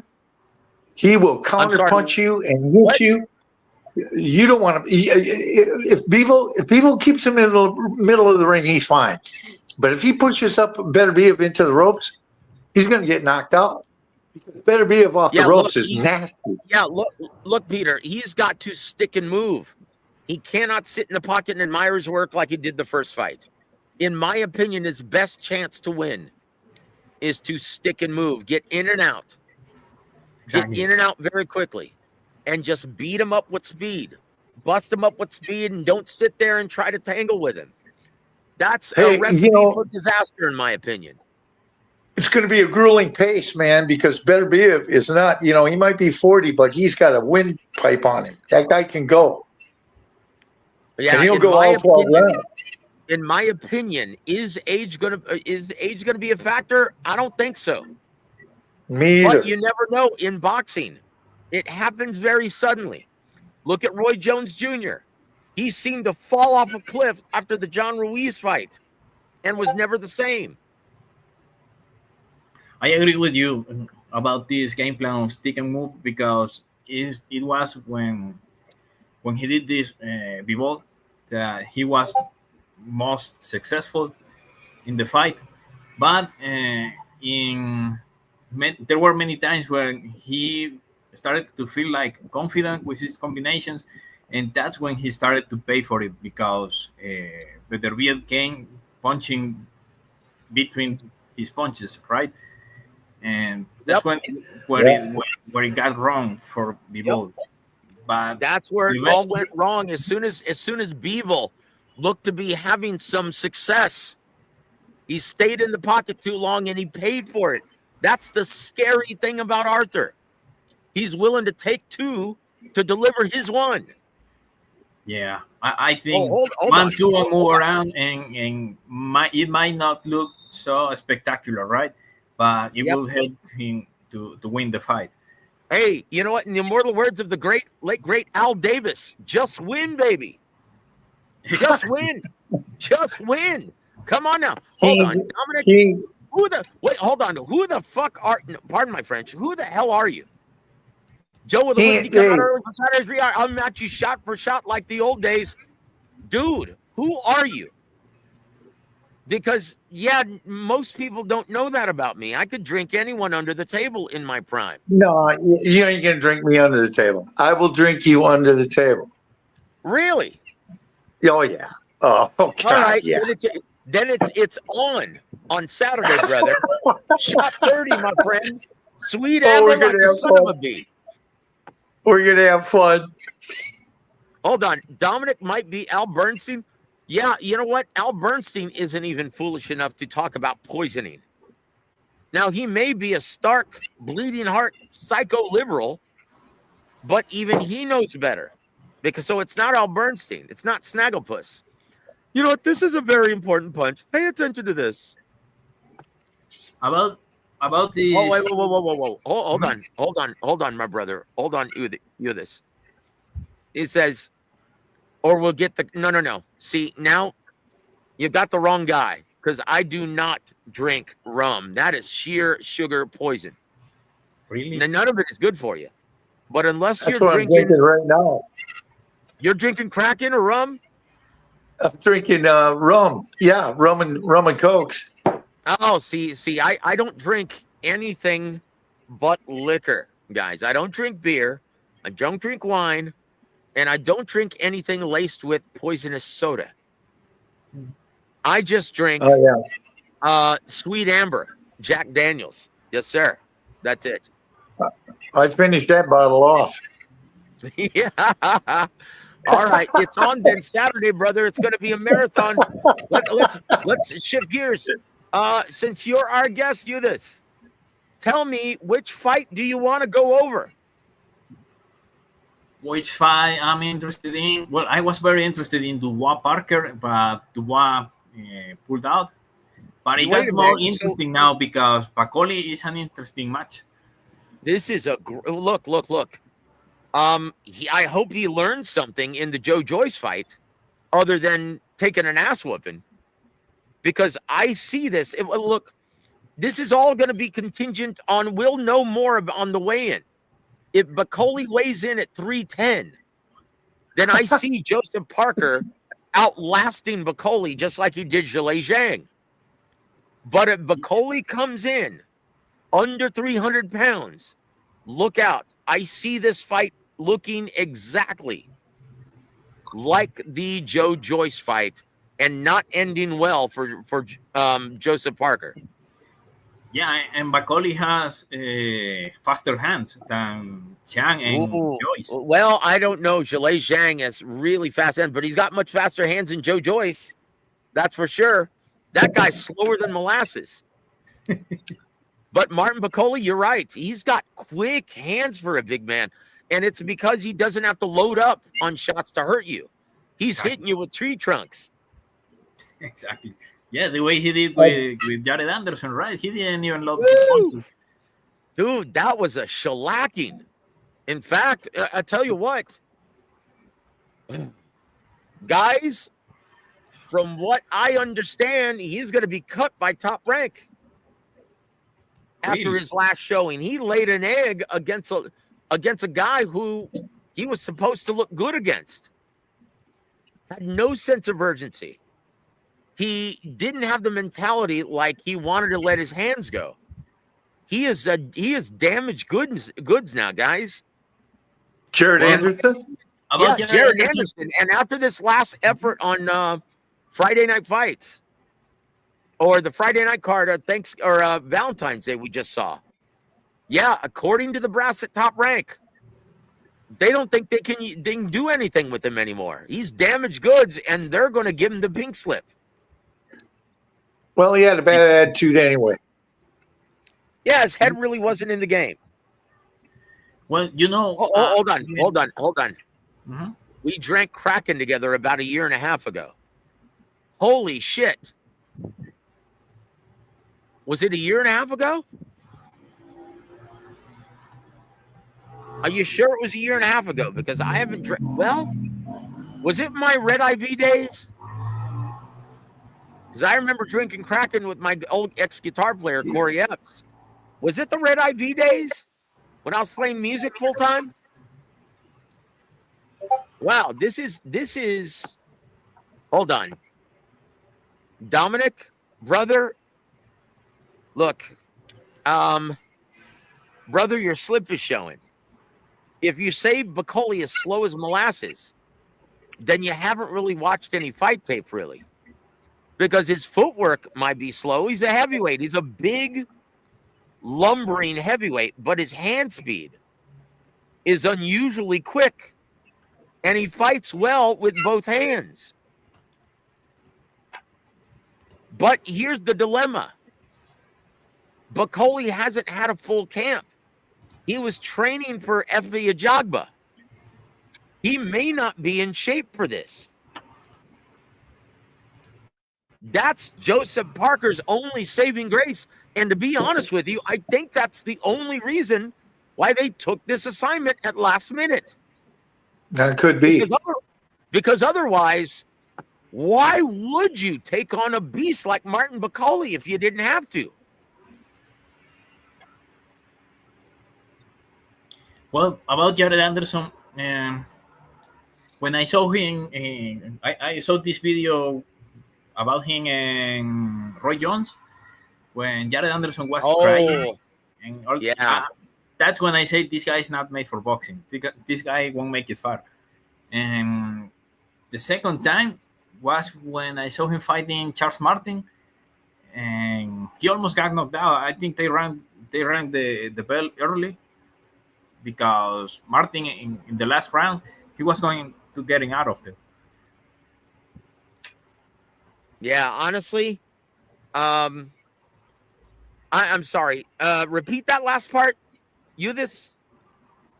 When Jared Anderson was fighting Charles Martin, the last round, He hurt Jared. He hurt Jared, didn't he? Yeah, it was like 15 or 20 seconds early. Yeah. Look, guys, I'm with you, Jared, and I'm with Peter as well. He never had that killer instinct to begin with. He's a guy with all the athletic tools, but he's got a 10-cent head. And this sport, the fight game, if you don't have that killer instinct, you probably shouldn't be in the ring. Exactly. Yeah, I never thought he had that attitude, man. You heard him. Football. You can play boxing. Or you can play football and you can play basketball, but you can't play boxing. You know, I was just going by what he said. And what he said was, I'm going to do it until I'm 27. And I thought to myself, you're not into it, man. You know? Hold on. He might be game. You know, he might be game. But the fact of the matter is that his heart's not in it. And he really doesn't want to do it. So. That's it. And that's it. If your mind's not right, your heart's not in it, you have no business being in the ring. Dominic says, you're losing your boxing eye, Joe. He slows molasses. You're looking at his feet. Once again, are you comparing him to Van Rodriguez? Don't. He's a heavyweight. You're looking at his feet. Look at his hands. He whoops everyone's ass just by touching them. Like Artur Beterbiev, he doesn't have to load up. He can beat you up from a very short range just by touching you with those heavy hands. Now, if you've ever stood next to Martin Bakole, his fist is as big as my entire face. And I'm not exaggerating, guys. It's unusually big. Now think about this. It's almost an unfair advantage. That guy's hand looks like the end of a sledgehammer. And you're putting a 10-ounce glove on those huge mitts. That's like barely covering his fist. It's an unfair advantage, and so he understands, hey, all I need to do is touch you with my hands. I don't even have to load up to hurt you. And he showed that against Jared Anderson. This is why Joseph Parker, he needs to be very smart and adopt the ideology of Dimitri Bivol. Unfortunately, he doesn't fight like an Eastern European. He needs to have that sewing machine needle and move in and out of range, busting Martin Bakole up with speed. Yeah. But what cancels speed? Timing. Mm-hmm. Martin Bakole has excellent timing. Guys, this is horror show written all over it unless Martin Bakole is severely out of shape by not getting a complete camp. If he comes in with a pot belly, then guys, if he comes in with a pot belly and is out of shape, he's only going to be a 5 or 6 round fighter, and that's advantage Joseph Parker. And you're going to see him use lateral movement, not willing to engage until the back half of the fight. In my opinion, that's exactly what they're hoping for. And that's the only reason why, in my opinion, that's the only reason why they took on this assignment. Exactly, because getting inside with Bakole is not a great choice. Mm-hmm.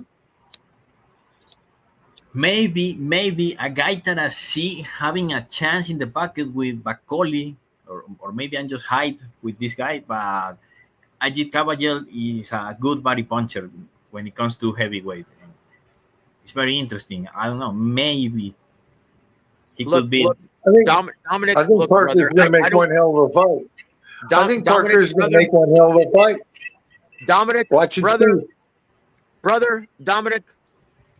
Look, man, I'm not. I don't want to embarrass you or call you out, but obviously you're not that good of friends with Mr. Trampler, the Hall of Famer, because his name is Bruce Trampler, not Jim Lampley. Bruce Trampler, and yes, that's who I spoke to about Jared Anderson, and they said they don't know what to do with him. I'm gonna tell you what, man. Parker's going to make one hell of a fight. You can say what you want to. You can say, you can rant and rave about Bakole and how hard he is. But I'm telling you what, Joseph Parker's coming for him. He's going to come for him. Yeah, man, it's going to be a dangerous fight. You picked the last fight you want to go over, Mr. Fernandez, because it's almost, we're approaching an hour and 40 minutes on the air. Well, guys, a must watch, absolutely must watch, is Virgil Ortiz and Israel Madrimov. Yep, we were talking about that earlier. What are your thoughts on it, sir, and who wins and why? Man, I got it 50-50. I was doing some film study on both of them, and I really like what I see about Virgil against the Madrimov style, right? But Madrimov has a lot of chances too, because he's not just a stone thrower, a rock thrower. Virgil Ortiz, he's a guy that he can set you up in mid-range and in the pocket too, but he leaves too many holes too.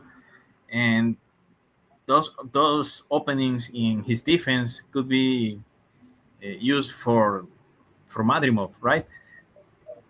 And Madrimov, look, you're saying the holes in his defense based on what performance? More than a few. If you see Kabalyuskas, put him down in the canvas. Kabalyuskas, what ended up being the look? Yeah. Getting timed and countered by a guy who is deceptively quick. Now, I'm not talking about his feet like Madrimov. I'm talking about his hands. He's got much better timing than Madrimov. No, I don't know about that. No, he does. Let's just face it. Kabalyuskas has hurt everyone he's been in the ring with, including Terrence Crawford. So there's no shame in that. What ended up happening in that fight, though? It's that Virgil Ortiz lead hand. Now, look, if you're pointing to the WAW fight, he's not going to press the action and fight at the same pace as Sergey Bohachuk. That's a completely different style. And one that Virgil Ortiz, well, he didn't get to fight his fight, never was able to set his feet. You're constantly backing up the entire fight. And I tell you what, it was a great fight. I would love to see another one. But Madrimov, that's a completely different, like all the comparisons between Madrimov and Kabalyuskas, the only similarities is that they're both counterpunchers. But Madrimov, he doesn't crack as hard as Igas because he doesn't set his feet like Igas Kabalyuskas. But Madrimov, he's a big junior middleweight, and he can still punch. And his footwork is going to be a real problem for Virgil Ortiz. How do you establish a jab with look? There are two ways to eliminate an opponent's jab. The first one, you look at Terrence Crawford's Errol Spence Jr. You win the jab contest, right? You establish your own jab. And the other way, you use lateral movement. That's exactly what Madrimov's going to do. And it's going to be very difficult for Virgil Ortiz to dictate the pace with that lead hand he usually does. But look out for that sneaky, quick right hand, that lead right hand of Virgil Ortiz against a southpaw like Madrimov. It's going to be very difficult for Madrimov to time and see that coming to offset that. It's going to be a great fight, guys. And honestly, this is going to be a very high-level, elite-level chess match. And honestly, I'm favoring Virgil Ortiz because of that sneaky right hand that no one seems to be able to defend. If you give Virgil Ortiz time, he's going to light you up with that sneaky right hand. Yeah, I think. Joseph, let me just say this. Let me just say this. The reason, you bring up the Errol Spence Jr. and Bud Crawford fight, okay? What I knew from the beginning, Bud was stronger, okay? Bud was stronger than Errol Spence, bottom line. He had way more strength, but all you had to do is look at their back. I mean, if you ever wrestled, you look at some guy's back, they got strength. Bud has strength. That's why he just mauled the hell out of Errol Spence, because Errol Spence couldn't take it. Errol Spence couldn't push him around. Nothing. Madrimov wasn't pushing him around. Bud knew it. Okay? But Madrimov was as strong as Bud was. So now we're going to see how strong Virgil is, because it all comes down to back strength and positioning. And Madrimov is strong. He's strong as hell. But Peter, I know he's strong. He's a biscuit shy of middleweight. But this fight is not going to be fought in the pocket. Madrimov would be a damn fool to do it. Well, that's the thing about it. He's patient. So once again, the only reason why I brought up Crawford Spence is I was given an example how to win the jab contest, how to offset your opponent's jab. One way you do it is you win the jab contest. That's what Crawford did. But Madrimov is not going to do that. He's going to use lateral movement to try and offset the intelligent lead hand of Virgil Ortiz. Well, he won't do it right away, but he'll do it. No, this 3 or 4, round 3, round 4, Madrimov's going to go after him. Madrimov doesn't go after anyone. He's a counterpuncher by trade. He's like Kavaliauskas. He's not going to go after you unless he hurts you. Exactly. Well, I got a feeling he's going to hurt him. Well, he very well may. I don't think 154 is the right weight for Virgil anyway. He should be at 160. We'll see, guys. There's only one way to find out. And once again, if you're using the Sergey Boachuk fight as a litmus test for Virgil at 54, you're going to be severely disappointed. He's much better than that. Against a guy who lets him fight at the pace that he likes to fight at. Guys, you're going to see the best Virgil, or you're going to see the best version of Virgil Ortiz against Madrimov. He's not going to press him. He's not going to force him to fight at that torrid pace. He's not going to push him on his back foot. He's going to let Virgil Ortiz come after him. And I tell you what, if he doesn't use his feet, he's going to take a beating to the body in the first 6 rounds. Yeah, I think the most vulnerable moment for Virgil is when he's closing the gap. Those 2 or 3 steps, when he's closing the gap, when he's making distance with his opponent, that's when he's most vulnerable to counter punches.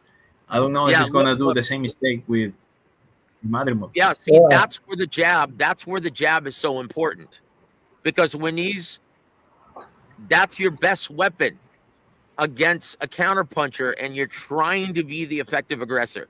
You have no choice but to work behind an intelligent jab, mixing feints, touch jabs with hard sticking jabs to the body, chest, and head. You're going to have to do something, or else you're going to be walking right into the big puncher like Madrimov. Exactly. So you have to cut off the ring and close the distance very intelligently. And Virgil Ortiz, that's his bread and butter. That's what he does. Against Igas Kavaliauskas, that's what won him the fight. And after the fight, Igas told us. He told me, he said, you know what? I'm sorry. He's got the most underrated and most intelligent jab in the division. This was at 47, and keep in mind, he had been in the ring with Crawford. Guys, Virgil Ortiz is not a cream puff, and he's not just a brawler.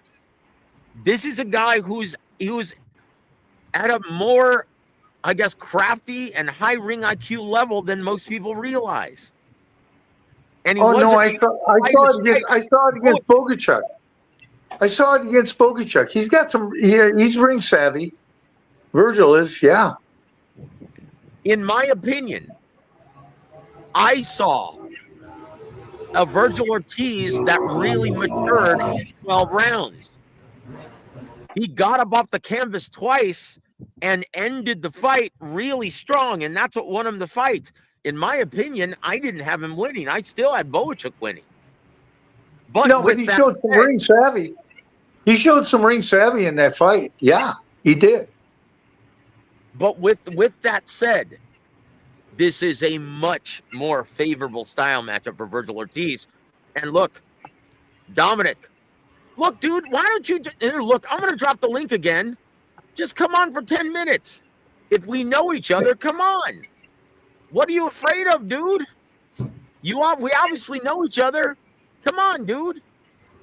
Look. And Dominic says, with all that being said, who do you have winning, Ortiz and Madrimov? I said it earlier in the show. I like Virgil Ortiz. In the late rounds of this, I think he stops Madrimov.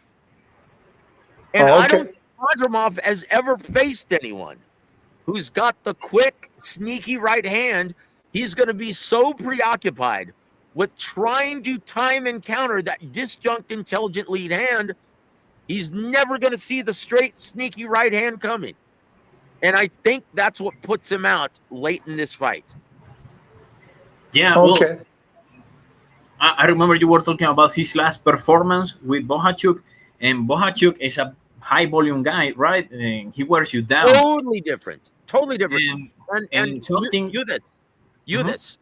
How difficult is it when you're a counterpuncher and you're faced with that kind of volume?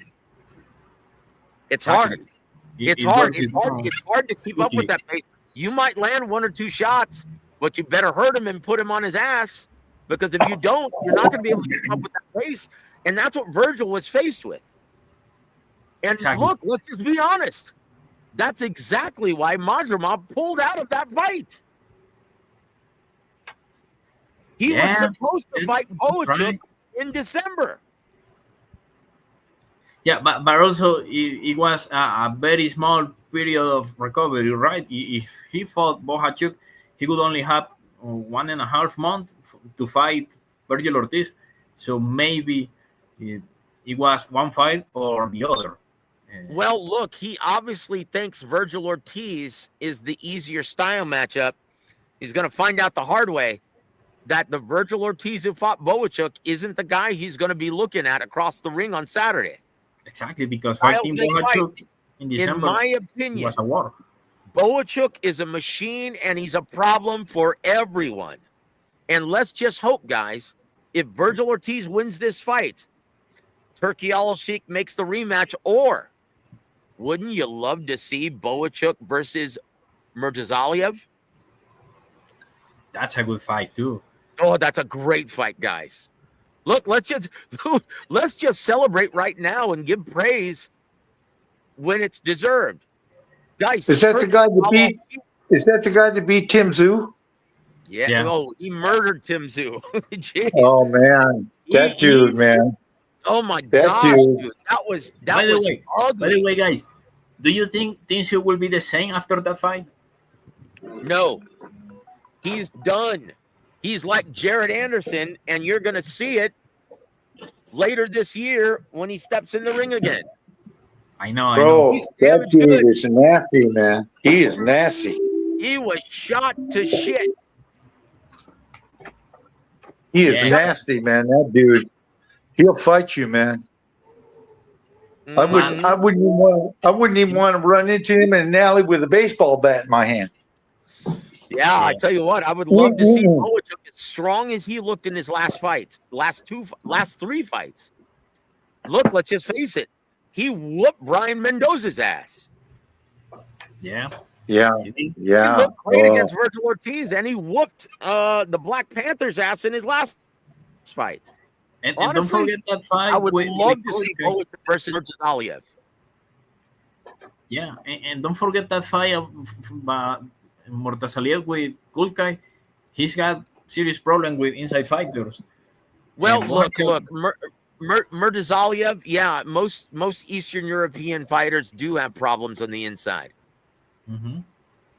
But also, he was weight drained for that fight. He took that fight short notice, and he wasn't in proper shape. We saw what happens with Murtazaliev when he's got a full camp, right? Yeah. Guys, look, this is going to be a really difficult fight for both men. Virgil Ortiz and Israel Madrimov. May the best man win. I'll tell you what, man, this is going to be hold on. Dominic? Yeah, man, I used to write for Examiner in AXS. That was when I first got in this business. That's like 20 years ago, dude. Come on now. Dude, why don't you just click the damn link? Reveal yourself, homie. Come on now. What is going on here? Dude, I've already been on for 2 hours and you've been just throwing shade in the chat. Dude, and I've listed the link. It's right there above you, dude. Click it. Damn. But Eudis, do you have time to analyze one more fight? Pick one. One more fight. Let me see. Well, as I was saying before, well, I mean, man, the whole card is amazing. Adames and Shiraz is a very interesting fight. You got this young lion, very hard hitter. Let me ask you something. Do you know who's training Adames now? Because Bob Santos, I just spoke to him. He's not training Adames anymore. Who's training Adames now? No, I don't really know. I don't know much about Adames right now. Me either. Guys, because in my opinion, this could be the most disappointing fight in terms of even matchup. In my opinion, Hamza Shiraz whoops his ass a la Emma Williams and puts him on his ass and puts him out in the mid to late rounds. In my opinion, Hamza Shiraz is the man to beat at 160 pounds. And to be honest with you, I don't even think Janabek Ali Manala would be effective against Hamza Shiraz. The height and the reach. If you're not coming at Janabek Ali Manala, he is not good at taking the lead, and he is the much smaller man in this matchup. And he doesn't fight well on the inside. If you force Janabek Ali Manala to take the lead, he looks like an ordinary fighter. Yeah. Oh, hold on. Let's do this. What are your thoughts on Agit Kabayel versus Zhilei Zhang? I think Kabayel is going to win. I think Kabayel is the next body snatcher on the heavyweight. Yep. Kabayel beat the crap out of him.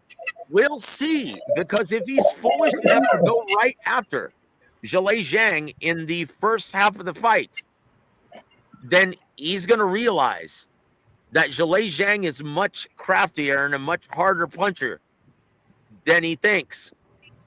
If he sits back and is patient and lets Zhilei Zhang gas himself, let's just face it, he's a 5 or 6 round fighter, then he may stop Zhilei Zhang late. Because let's just face it, Agit Kabayel is a machine. Yep. Dude, yep. I am so impressed with Agit Kabayel. And Kabayel's my favorite fighter right now. But he's going to have to fight a very patient and disciplined fight in the first 6 rounds, or else he could pay for it, because he doesn't want to go. Go ahead. I put Kabayel in there with Usyk right now. Kabayel's good. He can fight. He can fight. He's smart. Man, he's not ready for underrated. I think Kabayel is very underrated. He is very underrated.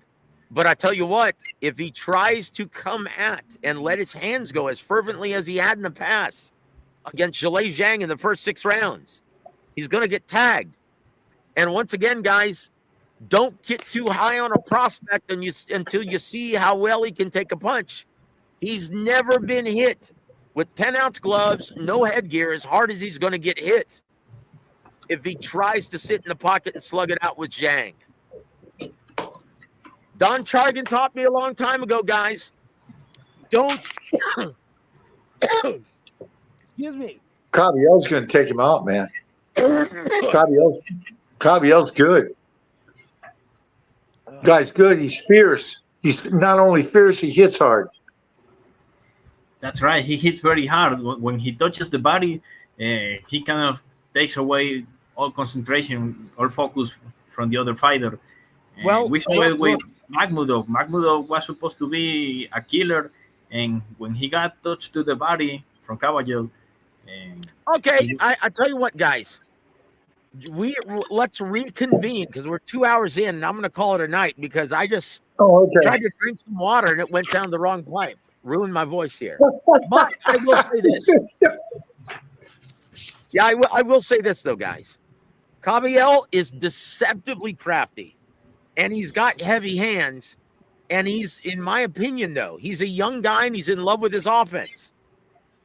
That could be his undoing early in this fight if he decides to let his hands go early. Why do you say he's in love with his offense?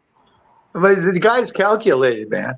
You know, he's a good boxer. That guy can box. No. Look, he's a young guy who's never faced adversity, ever. And he's never been in the ring with someone with the IQ of Zhilei Zhang. Deep amateur background. So, if he beats Chang, should we already take him seriously? Like, no. I'm taking him seriously now. I'm just saying. Look, we'll find out. Once again, guys, look at your boxing history. Look at J-Rock before he fought somebody. Look at Erickson Lubin before he fought somebody. Don't get too high on a prospect until you see how well he can take a punch. Yeah, you might be right. We found that out against Virgil Ortiz when he fought Boachuk. Right? We found that out against David Morrell when he fought Benavidez. Okay, good point. Get Cabiel, have that stuff. Can he take a good shot from a big puncher like Zhilei Zhang, a very crafty southpaw fighter who can punch very well in combination? And he's got a deceptively high ring IQ. That's what I'm saying. If he comes out and lets his hands go against Zhang, there's going to be something coming back. Now, keep in mind, Zhilei Zhang has an exceptional chin. This is going to be really interesting. In my opinion, he needs to follow the lead of Joseph Parker and take his time. Take him to the deep waters in the back half of the fight and then let your hands go. Because if he tries to get into a pissing contest early, he may be put on his ass. He's going to get hurt. Zhilei Zhang is no one to mess around with. Yeah, but Cabiel don't fight like that. You've seen him. No, he's he a calculated fighter. Dude, he lets his hands go. This is why I'm saying he's a young guy and he's in love with his offense. If he has this bravado going into a fight with Zhilei Zhang, he's going to end up paying for it. In my opinion, and Dominic says this, who you got, Joe, Cabiel or Zhang? If Cabiel gets into a pissing contest and thinks he's going to steamroll the old guy, he's going to get hurt and he's going to learn a very painful lesson.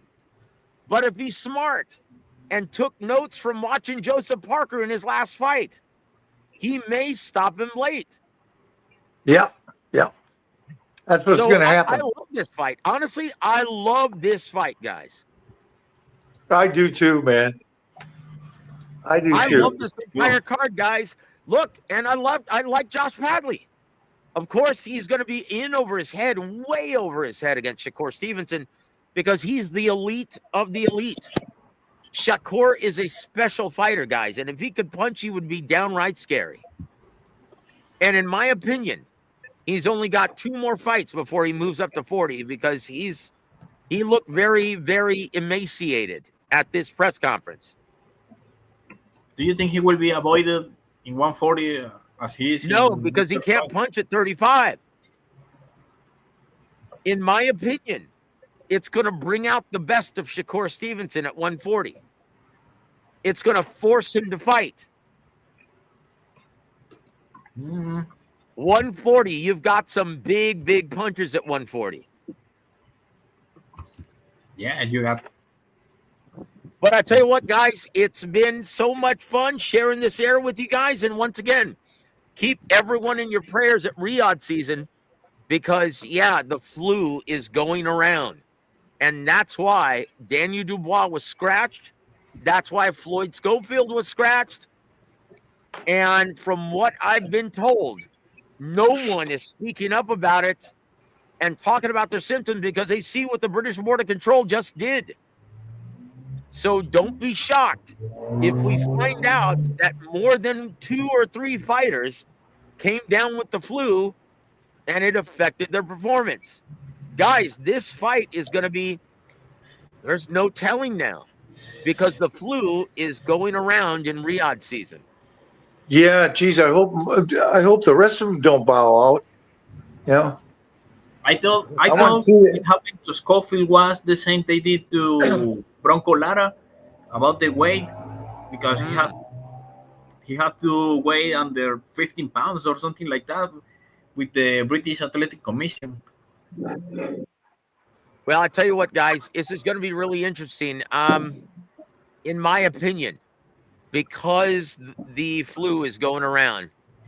Yeah, honestly, I wouldn't want to bet on any of these fights because this truly will be the theater of the unexpected on Saturday.